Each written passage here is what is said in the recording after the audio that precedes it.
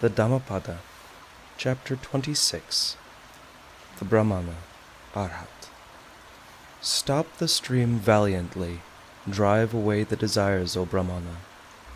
When you have understood the destruction of all that was made, you will understand that which was not made.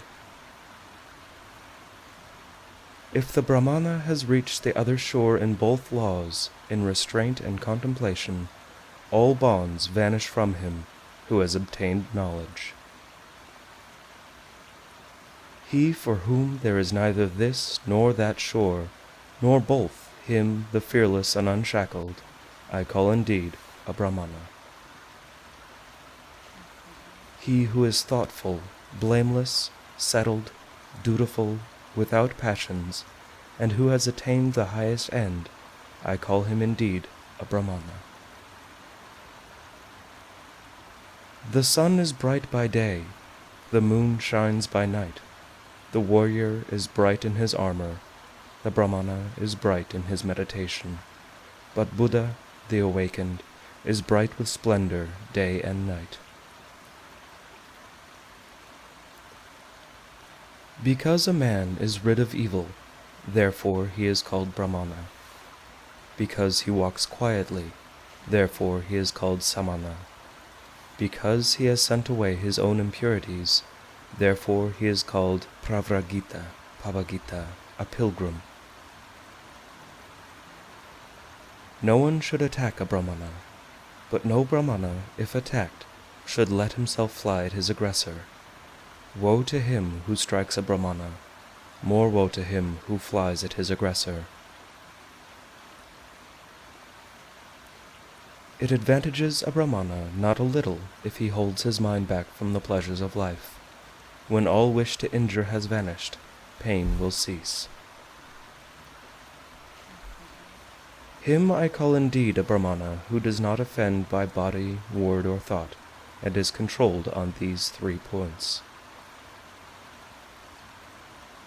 After a man has once understood the law as taught by the well-awakened Buddha, let him worship it carefully as the Brahmana worships the sacrificial fire. A man does not become a Brahmana by his plaited hair, by his family, or by birth. In whom there is truth and righteousness, he is blessed, he is a Brahmana. What is the use of plaited hair, O fool? What of the raiment of goat skins? Within thee there is ravening, but the outside thou makest clean. The man who wears dirty raiments, who is emaciated and covered with veins, who lives alone in the forest and meditates, I call him indeed a Brahmana. I do not call a man a Brahmana because of his origin or of his mother. He is indeed arrogant and he is wealthy, but the poor who is free from all attachments, him I call indeed a Brahmana. Him I call indeed a Brahmana who has cut all fetters, who never trembles, is independent and unshackled. Him I call indeed a Brahmana who has cut the strap and the thong, the chain with all that pertains to it, who has burst the bar and is awakened. Him I call indeed a Brahmana who, though he has committed no offense, endures reproach, bonds, and stripes, who has endurance for his force and strength for his army. Him I call indeed a Brahmana who is free from anger, dutiful, virtuous, without appetite, who is subdued and has received his last body. Him I call indeed a Brahmana who does not cling to pleasures, like water on a lotus leaf, like a mustard seed on the point of a needle.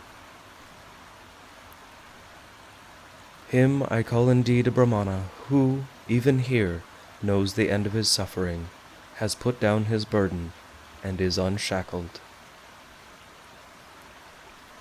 Him I call indeed a Brahmana whose knowledge is deep, who possesses wisdom, who knows the right way and the wrong, and has attained the highest end. Him I call indeed a Brahmana, who keeps aloof both from laymen and from mendicants, who frequents no houses, and has but few desires. Him I call indeed a Brahmana, who finds no fault with other beings, whether feeble or strong, and does not kill nor cause slaughter. Him I call indeed a Brahmana, who is tolerant with the intolerant, mild with fault-finders, and free from passion among the passionate. Him I call indeed a Brahmana, from whom anger and hatred, pride and envy have dropped like a mustard seed from the point of a needle.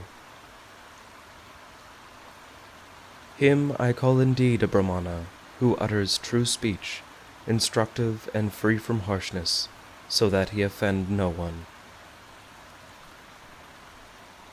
Him I call indeed a Brahmana, who takes nothing in the world that is not given him, be it long or short, small or large, good or bad. Him I call indeed a Brahmana, who fosters no desires for this world or for the next, has no inclinations, and is unshackled. Him I call indeed a Brahmana, who has no interests, and when he has understood the truth, does not say, "How? How?" and who has reached the depth of the immortal. Him I call indeed a Brahmana, who in this world is above good and evil, above the bondage of both, free from grief from sin and from impurity. Him I call indeed a Brahmana, who is bright like the moon, pure, serene, undisturbed, and in whom all gaiety is extinct. Him I call indeed a Brahmana, who has traversed this miry road, the impassable world and its vanity, who has gone through and reached the other shore, is thoughtful, guileless, free from doubts, free from attachment and content. Him I call indeed a Brahmana, who in this world, leaving all desires, travels about without a home, and in whom all concupiscence is extinct. Him I call indeed a Brahmana, who, leaving all longings, travels about without a home, and in whom all covetousness is extinct. Him I call indeed a Brahmana, who, after leaving all bondage to men, has risen above all bondage to the gods, and is free from all and every bondage. Him I call indeed a Brahmana, who has left what gives pleasure and what gives pain, who is cold and free from all germs of renewed life, the hero who has conquered all the worlds. Him I call indeed a Brahmana, who knows the destruction and the return of beings everywhere, who is free from bondage, welfaring, Sugata, and awakened, Buddha. Him I call indeed a Brahmana, whose path the gods do not know, nor spirits, Gandharvas, nor men whose passions are extinct, and who is an Arhat, venerable. Him I call indeed a Brahmana, who calls nothing his own, whether it be before, behind, or between, who is poor and free from the love of the world. Him I call indeed a Brahmana, the manly, the noble, the hero, the great sage, the conqueror, the impassible, the accomplished, the awakened. Him I call indeed a Brahmana, who knows his former abodes, who sees heaven and hell, and has reached the end of births, is perfect in knowledge, a sage, and whose perfections are all perfect.